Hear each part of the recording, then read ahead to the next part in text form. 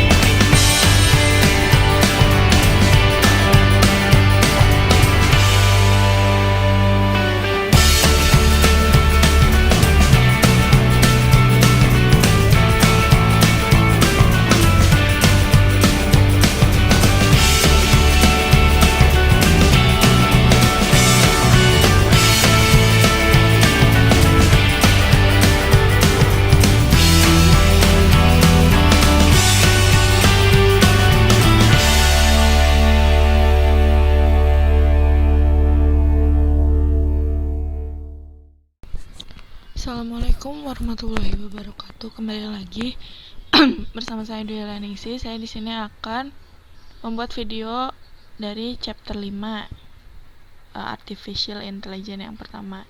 Itu yang teorinya dulu, yaitu mengapa kata-kata harus dilakukan vektorisasi dan ilustrasi gambarnya. Kenapa sih kata-kata itu harus dilakukan vektorisasi? Karena mesin itu hanya dapat membaca data dalam bentuk angka.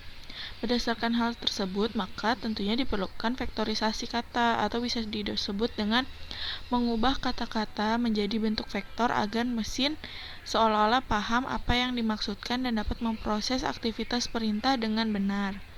Nah, selain alasan di atas itu tadi, vektorisasi juga untuk mengetahui presentasi kata yang sering muncul dalam setiap kalimat, yang berguna untuk menentukan kata kuncinya. Nah, ilustrasi gambar itu kayak gini.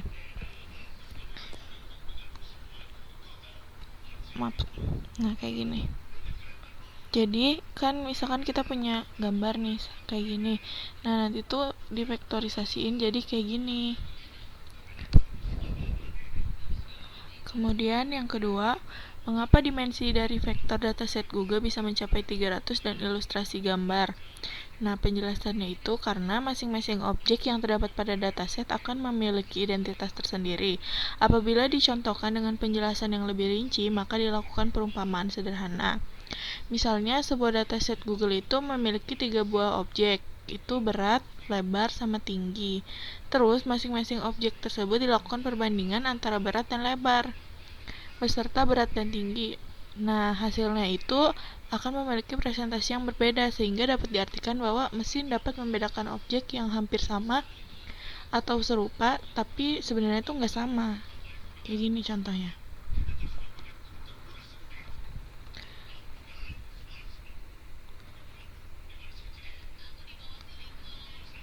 Nah, kemudian nomor 3 itu konsep vektorisasi untuk kata dan ilustrasi gambarnya.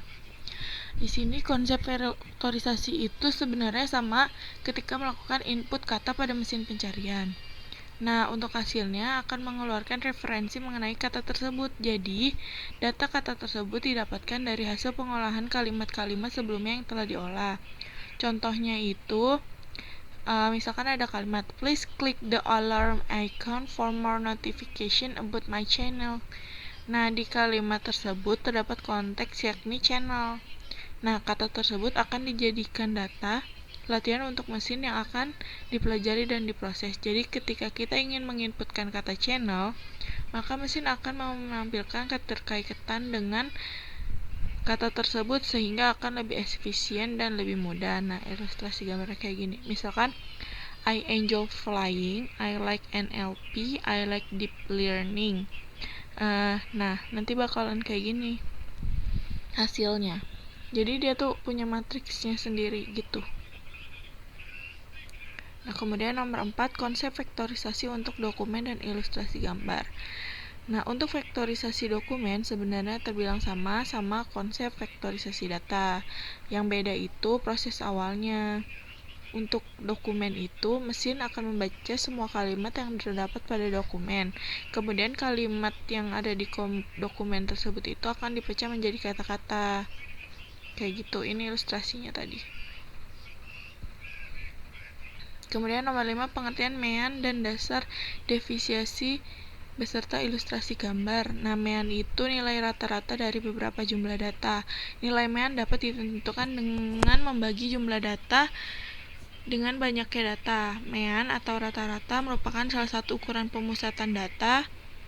Mean juga suatu yang merupakan statistik karena mampu menggambarkan bahwa data tersebut berada pada kisaran mean data tersebut. Mean tidak dapat digunakan sebagai ukuran pemusatan untuk jenis data nominal dan ordinal. Nah, standar defisiasi itu teknik statistik yang digunakan untuk menjelaskan homogenitas kelompok. Varian merupakan jumlah kuadrat semua deviasi nilai-nilai individual terhadap rata-rata kelompok. Sedangkan akar dari varian tersebut dengan standar defisiasi atau simpangan baku. Standar defisiasi dan varian simpangan baku itu variasi sebaran data. Semakin kecil nilai sebarannya berarti variasi nilai data akan sama. Jika semakin besarannya bernilai 0 maka nilai semuanya data adalah sama. Kayak gini. Jadi ini kenapa ini mean? Karena dia ada di nilai tengahnya atau rata-rata. Jadi semua data ini dijumlah kemudian dibagi sama jumlah datanya itu. Kemudian ada skipgram. Skipgram itu mencoba memprediksi vektor kata-kata yang ada di konteks diberikan vektor kata tertentu. Skipgram membuat sepasang kata target dan konteks sebagai sebuah instance sehingga skipgram cenderung lebih baik ketika ukuran korpus sangat besar. Nah, ini standar. Ini untuk gambar yang tadi ya, maaf. Ini terus ini skipgram. Kemudian di sini untuk prakteknya. Percobaan Google Dataset perbandingan dan similarity untuk beberapa data berikut. Pertama itu love. Pada hasil gambar love dapat dilihat bahwa nilai pada vektor barisan pertama yaitu segitu jika dibandingkan dengan gambar fade. Dapat dikatakan bahwa kedua gambar tersebut tidak dapat dimasukkan pada kategori yang sama. Ini untuk yang love-nya. Kemudian ini yang fade. Pada gambar fade dapat dilihat bahwa nilai pada vektor baris pertamanya segitu jika dibandingkan dengan gambar fall. Dapat dikatakan bahwa kedua gambar tersebut tidak dapat dimasukkan pada kategori yang sama juga. Untuk yang fall dibandingkan sama yang seek juga nggak bisa karena nggak sama juga. Kemudian untuk yang seek nilai pada vektor barisan pertamanya itu segitu jika dibandingkan dengan kepotong. Yang clear tidak dapat dimasukkan pada kategori yang sama. Kemudian yang clear dibandingkan dengan shine juga sama. Yang shine dibandingkan sama back juga bukan kategori yang sama. Kemudian yang car dibandingkan dengan wash itu juga tidak dimasukkan dalam kategori yang sama. Seperti ini ya outputnya. Kemudian untuk yang wash dapat dilihat bahwa nilai pada vektor barisannya 9 sekian dibandingkan dengan gambar motor. Dapat dikatakan bahwa kedua gambar tersebut tidak dapat dimasukkan ke kategori yang sama. Kemudian untuk yang motor dibandingkan dengan cycle juga tidak dapat dimasukkan ke dalam kategori yang sama. Untuk yang cycle dibandingkan dengan love juga tidak dapat dimasukkan dalam kategori yang sama. Nah, kemudian similarity pada hasil gambar car dapat dilihat bahwa nilai pada vektor baris pertamanya adalah sekian jika dibandingkan dengan gambar love, seek, clear, motor, dan wash. Dapat dikatakan bahwa semua gambar tersebut yang paling mendekati adalah yang seek. Ini untuk gambarnya ya. Kemudian untuk extract word, untuk penjelasan pada kalimat this isn't really a sentence yang akan dipisahkan per kata, di mana library read dan library string diimport terlebih dahulu, lalu variabel out mendefinisikan x untuk mengembalikan string pada objek lain yang di tengah split. Kemudian x dikembalikan berdasarkan jumlah katanya. Seperti ini.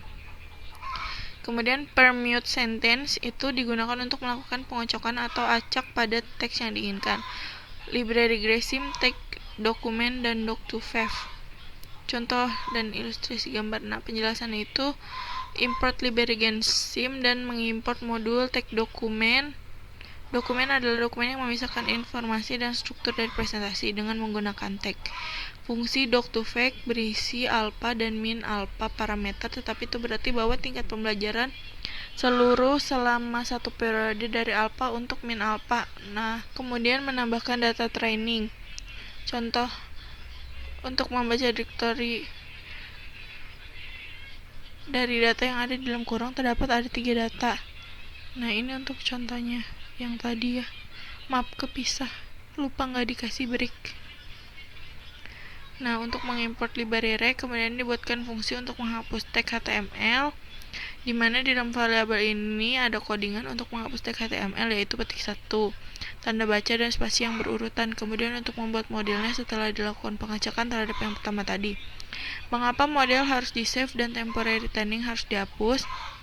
Nah, ini contoh dan ilustrasi gambarnya.